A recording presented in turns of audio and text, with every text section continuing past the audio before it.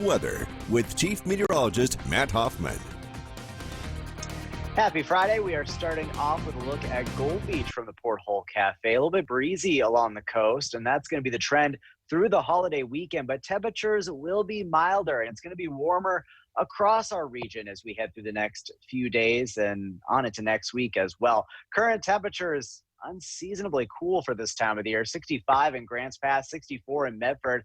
Average highs now are in the middle 70s in the Rogue Valley, but we've been a good 10 degrees or more below that over the last couple of days. Now, 55 right currently in Klamath Falls. It's 51 in Lakeview, 62 in Montague, and 56 in Mount Shasta. Winds are a little bit breezy, especially towards the coast, but even some inland areas are seeing some higher gusts, especially in the Shasta Valley and in the basin. Now, here's a look at the big picture across the Pacific Northwest.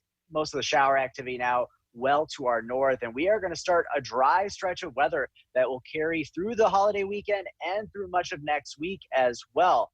Tonight, it will be on the chilly side, though, with some clearing skies, down to 40 in Medford, 30 in Klamath Falls, down to 35 in Wairika, and 47 along the coast in Brookings. Won't be as chilly for coastal areas thanks to those breezes. Tomorrow will be another blustery day along the Oregon coast, but temperatures making up into the upper 60s in Brookings, up to 68 tomorrow in Klamath Falls, 75 in Medford, and up to 74 in Wairika. We should see a pretty nice afternoon. Those temperatures actually pretty close to average for this time of the year. Now, watching the weekend through your Memorial Day weekend, temperatures will continue to warm up, getting well into the 80s in the Rogue Valley by the time we head towards Memorial Day. And if you are going to be heading to the coast this weekend or living along the coast, we are going to be seeing those breezier conditions continue, and it will be staying dry as well with temperatures in the 60s and 70s through the holiday weekend. Memorial Day will be the warmest day of the weekend. Temperatures warming into the mid to upper 80s, even in Northern California.